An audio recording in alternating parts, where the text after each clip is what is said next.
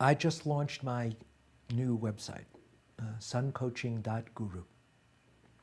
It's been about 12 or 15 months in the making. I tend to be a little perfectionistic. I have my own sense of aesthetic, and I'm always tweaking things like artists typically do. But the downside is it's never quite the way I want it. But finally I said, okay, it's good enough. And I think it's a good website. I've started to write again. I've got a blog that I'm beginning to put out there. And the first blog that I've written is on mentoring men. That men have not typically had a mentor. They don't do it well in the corporate world, and we're kind of lost in outside of that. So I believe that the work that I've done and the skill set that I have and the experience that I have, I'm perfectly suited at this point in time to do some mentoring for young men coming of age, going through what I went through in my 30s and 40s, struggling how to be conscious in a marriage, or what do I do with all of my anger and grief after I'm divorced? How do I, at 65, with all the money in the world, deal with my son who's on drugs? What do I do with that? How do I reconcile? How do I find peace and sanity in that? My work is not to give answers because, what the fuck? I know what I know in my own experience. I never know what it's like to walk in another man's shoes.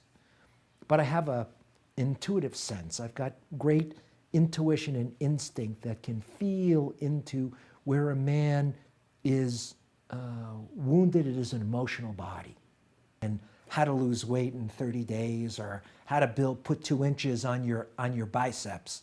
That's not the kind of coaching I do. The kind of coaching I do is in the emotional body. It's emotional coaching. And surprisingly, women need it too. We often defer thinking that women are more emotionally literate and aware than we are. I'm not sure that that's true. They've been given more permission to talk about their feelings and express their feelings than men have, but I don't think women feel any more deeply than men do. And couples. I work with men, I work with women, I work with couples to help them identify where the emotional blocks are. What are the primal patterns in our early upbringing that have created contraction in the emotional body and a set of dysfunctional patterns that operate over time unconsciously from the emotional body, how to open the doorway to where that is, and how to begin framing a literate expression in saying, wow, this is where my anger is, and this is where my shame is, and this is what my grief is, and helping open the body and its feeling function and the ability to language it. That goes a long way to creating a deeper intimacy. If you want to create a deeper intimacy and you're aware that there's blocks that stop you from doing that or opening or expressing yourself, emotional coaching is a valuable tool to access. And that's the kind of work that I offer.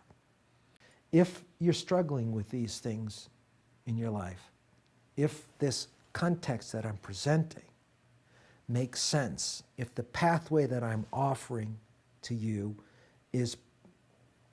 feels like it could be part of your growth trajectory, then you'll call me.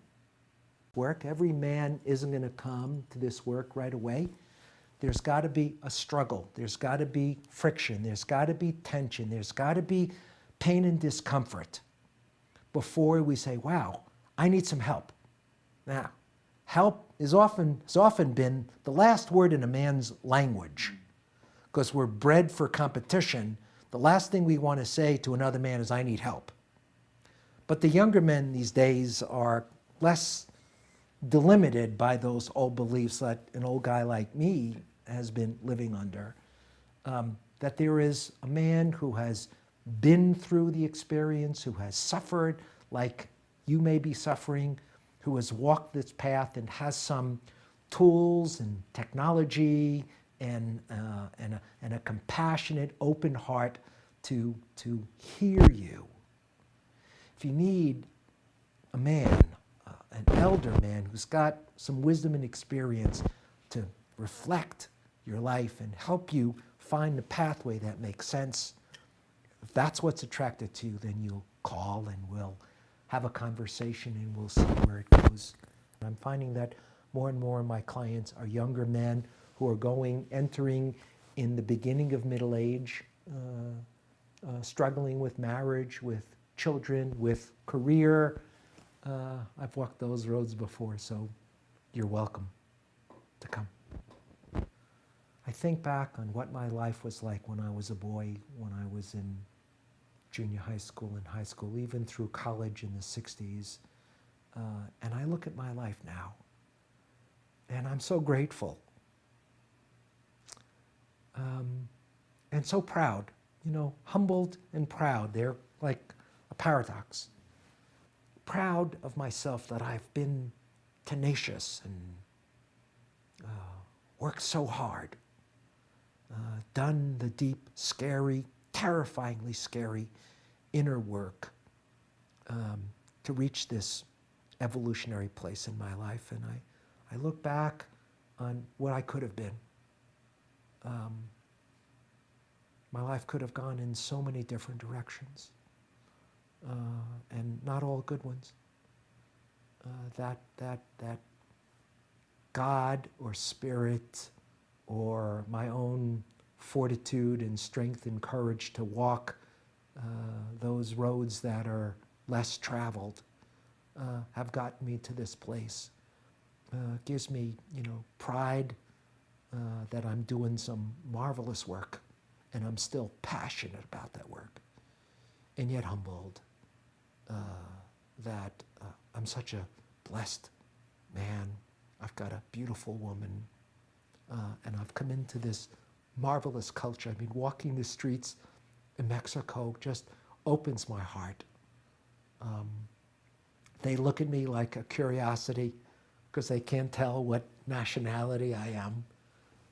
But I feel so safe on this earth-based, heart-based culture, and honored that I can come back into service in this way for you and the men in this country.